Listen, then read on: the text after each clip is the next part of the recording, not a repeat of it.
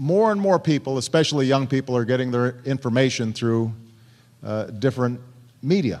And obviously what all of you have built together is helping to revolutionize how people get information, how they process information. Part of what makes for a healthy democracy, what is a good politics, is when you've got citizens who are informed, who are engaged. And what Facebook allows us to do is make sure this isn't just a one-way conversation. Make sure that not only am I speaking to you, but you're also speaking back, and we're in a conversation, we're in a dialogue.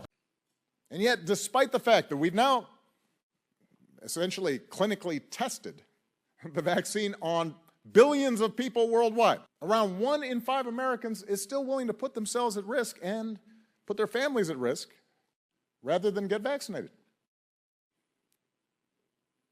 People are dying because of misinformation. Understand, it's not necessary for people to believe this information in order to weaken democratic institutions. You just have to flood a country's public square with enough raw sewage, plant enough conspiracy theorizing that citizens no longer know what to believe. I make a special appeal to social media companies and media outlets. Please deal with the misinformation and disinformation that's on your shows. It has to stop. COVID-19 is one of the most formidable enemies America has ever faced. We've got to work together, not against each other. Look, the unvaccinated are responsible for their own choices. But those choices have been fueled by dangerous misinformation on cable TV and social media. You know, these companies and personalities are making money by peddling lies and allowing misinformation that can kill their own customers and their own supporters. It's wrong. It's immoral.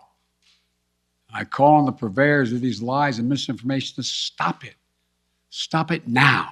There's this question about the Wuhan lab. We know that it's been debunked. Those same agencies now have been tapped with investigating one of Trump world's most favorite conspiracy theories. This week, Donald Trump is still pushing the debunked bunkum, despite his own intelligence community's findings that is simply not true. And there is simply no reason to believe that is the case. There is no empirical evidence to verify that. Coming up with a conspiracy theory to try and foment xenophobia with respect to the Chinese has just as much factual support as taking Clorox. He can't just sit back and let the doctors and the scientists do their jobs.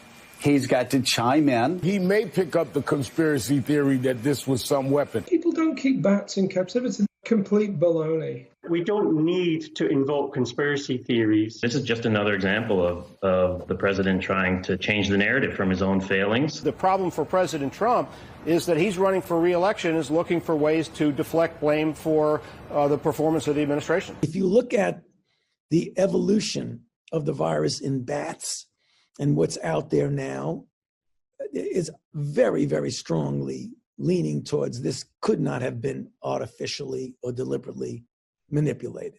So I wanted to ask, are you still confident that it developed naturally? No, actually, that's the point that I said. No, I'm not convinced about that. I think that we should continue to investigate what went on in China.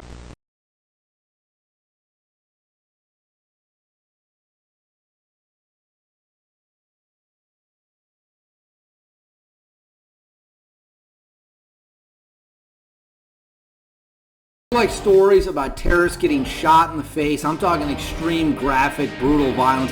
Or you want to hear about porn stars spilling whatever secrets they might want to spill, then watch me by clicking on the link in the description or the button that pops up on screen.